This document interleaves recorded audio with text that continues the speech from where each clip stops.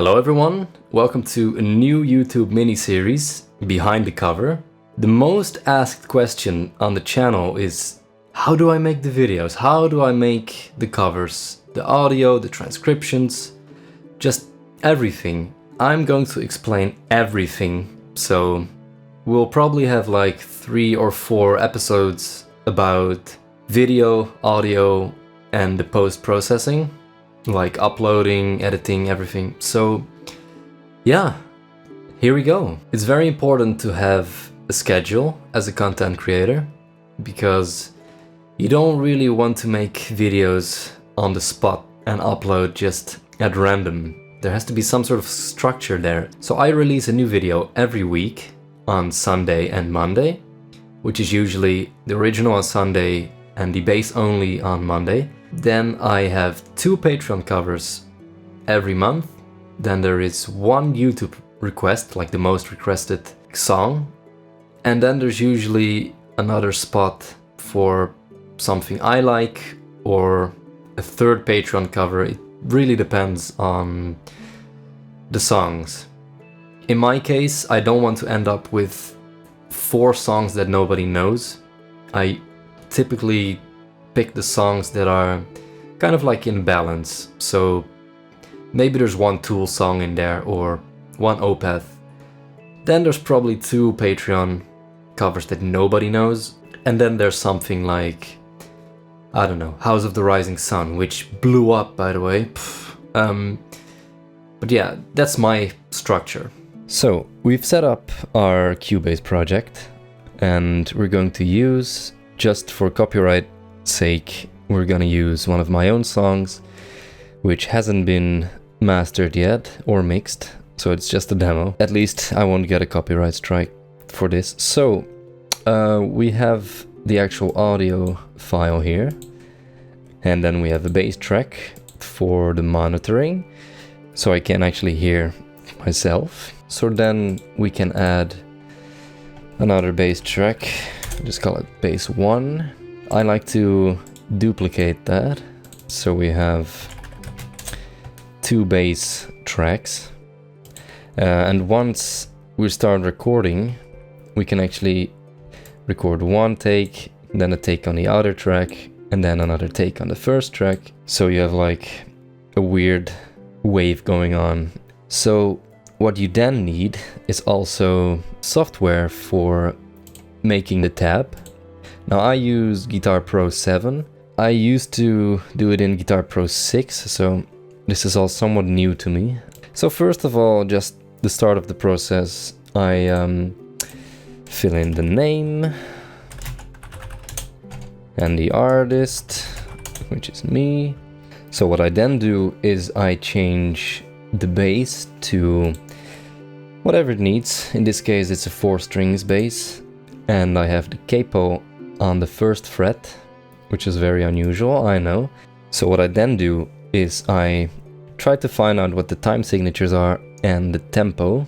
So I already know it's 88 BPM, and the bass starts pretty late in the song, so I'll just change this into 7/8.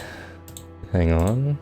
And then I always have these 2 bars of just rests, because that makes it easier to actually import the tab into Go Playalong, which is a program we'll have a look at later.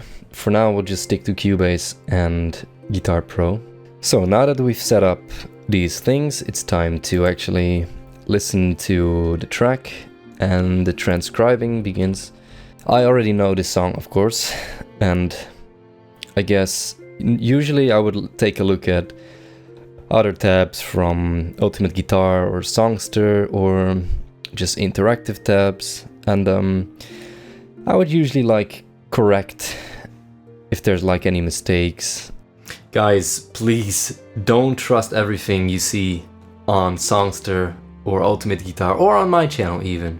Especially on Songster, there are a lot of tabs that use like 2 open string notes next to each other, which is, it's not the best. And you should always think about like, is this really correct? because I made some mistakes, of course.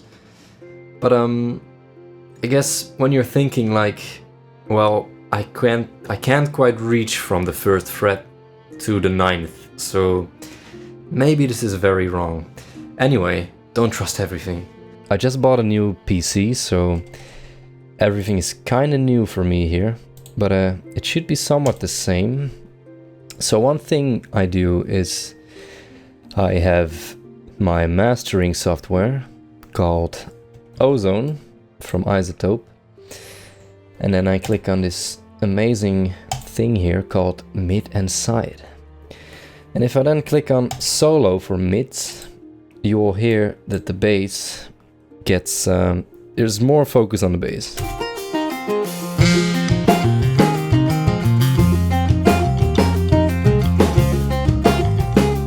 And if we listen back without this, it's very different.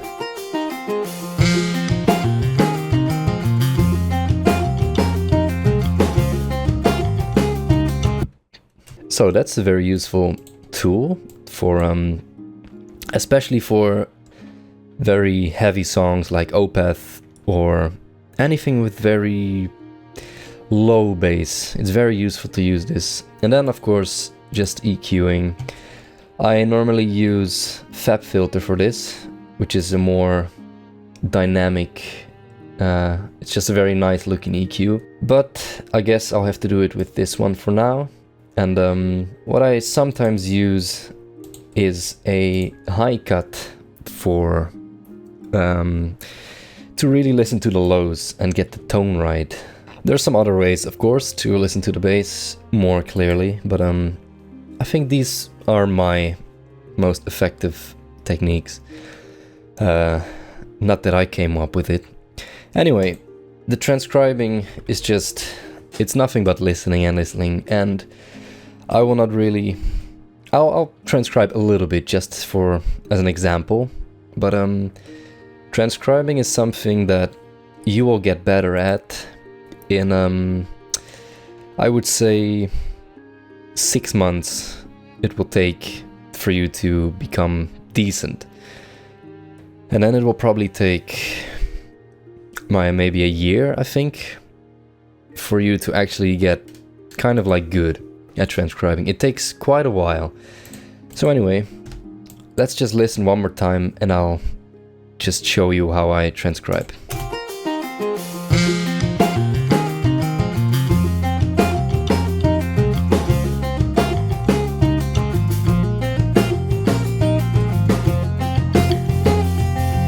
Okay, so let's transcribe that part just real quick. I know the notes already, but normally I would be searching for the notes, so I already know that it is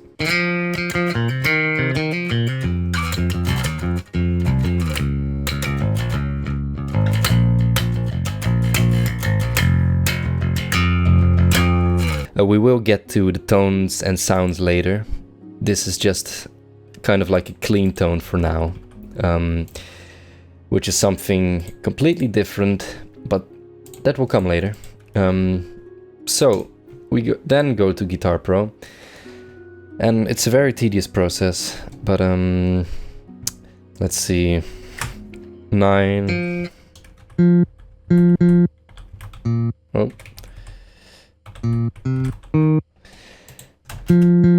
Okay, so let's see, 9, 7, do. This one should be longer. 7, 9, 7, 9. So that's the first bar of the song, and then you look at, are there any hammer-ons, are there any pull-offs? Now there's a slide, so here we use this one, and then there's also a hammer-on at the 7-9, and also that's also a hammer-on. So quite a busy first bar, really. I won't transcribe the whole song, just showing that you should look at all the details in a song, and like I said, you can never really get it perfectly, like 100% correct, but you want it as good as possible. I will now just look at the full tab, which I have right here, and as you can see, it's already filled out. Oh, I actually didn't put the hammer-ons there. So what we then do is we go to Playalong, which is great software. What you then do is you add the song. Now that's alright, which is the name of the song, that's alright. Then you finish it. So we click on the bass and we go to enter sync mode. And then we look for the part where the bass starts playing. So this is the first bar here on 54. And if you listen, so this big hit here, the purple hit, this is the beginning of where the bass comes in. So you drag all these notes to all these wavelengths, all these peaks, and yeah, that's how you sync the song basically. You used to be able to actually zoom in, but I guess they removed this or something. But yeah, you just drag some notes. You don't have to drag every single note in the world. I mean, there's no need for that really, unless the song has been recorded without a click track. In this case it has, and as you can see, the whole track is just the whole track is fine really. So I will just sync it now and I'll get back to you. So this is the normal tab player, and as we can see, it should be all synced up now.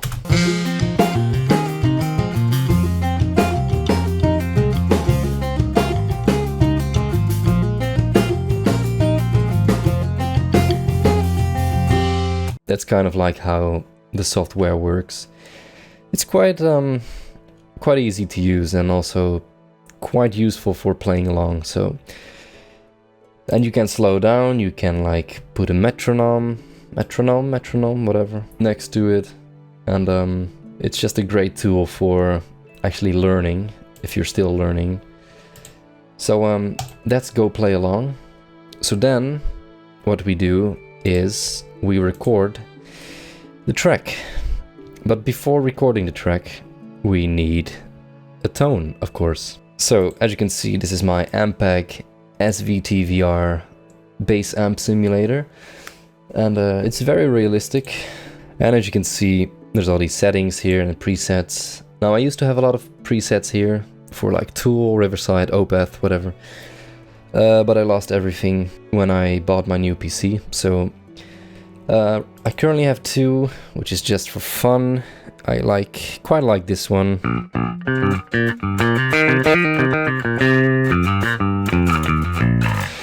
And here's a more toolish one. Let's see.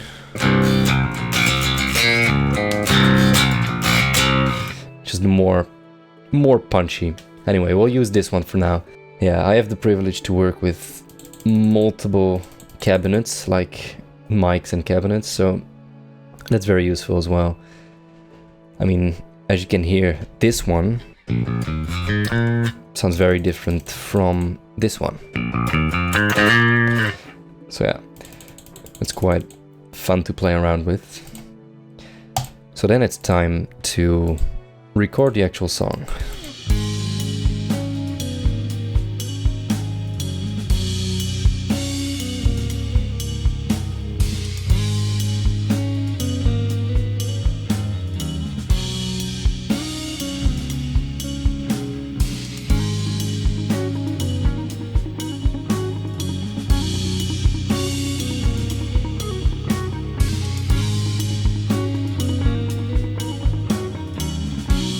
So, we have recorded the song. Well, I'll be honest, I recorded the song, and as you can see, there's 5 tracks here, and that's only really because I know the song just quite well, because it's my own song. Usually there's a lot more little takes. Like here's like a big break. I kind of messed up, and then I had to redo the long note, which happens a lot. So what we then do is we select all the audio files here, and we create slices, which is under hit points. We create the slices, same for this one. As you can see, everything is all sliced now. So like, they're actually singular parts now. So that's very useful. What I then do is I remove all the stuff that you're not gonna need. And then what I do is I zoom in quite a lot. And I, what happened there? So then I zoom in and I just cut it where like the note starts. And this is something I also do for every track, and you'll see why. So now that we cut off all the tails and all the just the useless parts, we select the bottom line, and then we zoom in quite a bit and just drag it up so that it becomes one line, and then we get rid of the second bass track. So then we can work with just one big line, which is very useful for, well, kind of like gluing everything together. So, and that's what we're gonna do right now. So we go to the part where it's kind of like split here. So we have the glue tool, we glue it together. So what we then do is we look for the little gap, which is right here, which is the transition. And we drag it, and then I press X for a crossfade, and then it's like glued together so that there's no weird clicks or pops or whatever you want to call it. It flows very naturally. So same with this one. So what I do is I double check the whole song just by listening to it, and usually while I'm listening, I'm kind of like making stuff louder or making stuff more quiet, and that is how I record and edit my bass track, basically. Because then what we do is we add a bit of compression, of course, which is something we do over here. We also have some reverb. I quite like using Raum, which is quite good, and also some delay. But most importantly, we have Fabfilter Saturn, which is just great for distortion and saturation. So those are the effects that I use for post-processing. But when we are talking about like actual effects, we also have them here. Like for instance, flanger.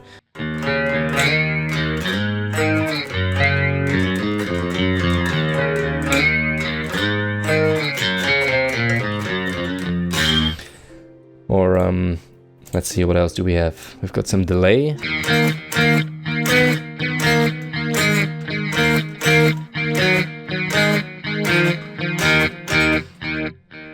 What else do we have? I think that's it actually for like those weirder effects. And the other ones come from like the bass whammy. So what we then do is actually export the songs. And one thing I do is I put the bass on solo. I lower the volume just by 2 dB maybe. That's basically my, like the bass only video. So I will call it, that's right, bass only. What I then do is I put the bass track on -8 and the original song as well. And then I just try to balance it. So then we export it, and it's very important to create an audio track. So we'll export it right now. So we have our exported track, which is quite quiet. So then we get the Ozone mastering software, which is really useful for just making it sound very good. This is all very new for me. I used to work in Ozone 6 or 5, and this is Ozone 9. So this looks very weird to me, but I'm sure I'll manage. One thing that is very important here is the limiter. You don't want the audio to peak, of course, because then you get distortion and clipping, which is very bad. And then you also want to export it IRC2 or 3 if there's the option. And then yeah, you just export. That's basically how I record and edit my audio. And as you can see, it's more than just recording one track or like the whole song in one go. Like, more power to you if you're actually able to do that.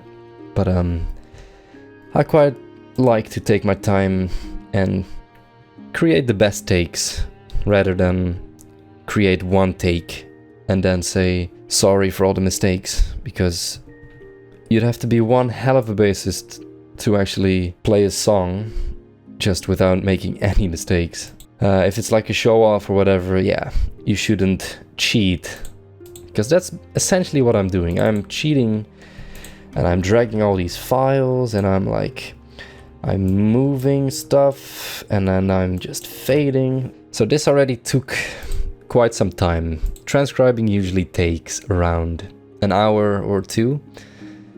If it's a very difficult song with a lot of variations, it might take 4 or 5 hours even. Recording the song usually takes an hour, maybe 2 hours. And editing the song also takes around an hour, so it's very time consuming. So that was the audio, which usually requires the most concentration and focus. We will now move on to the video process, so filming, setting up the camera, the laptop, in my case. I'll probably show off my basses. Well, not that there's much to show off. So yeah, thanks for watching, and let's move on to the video process.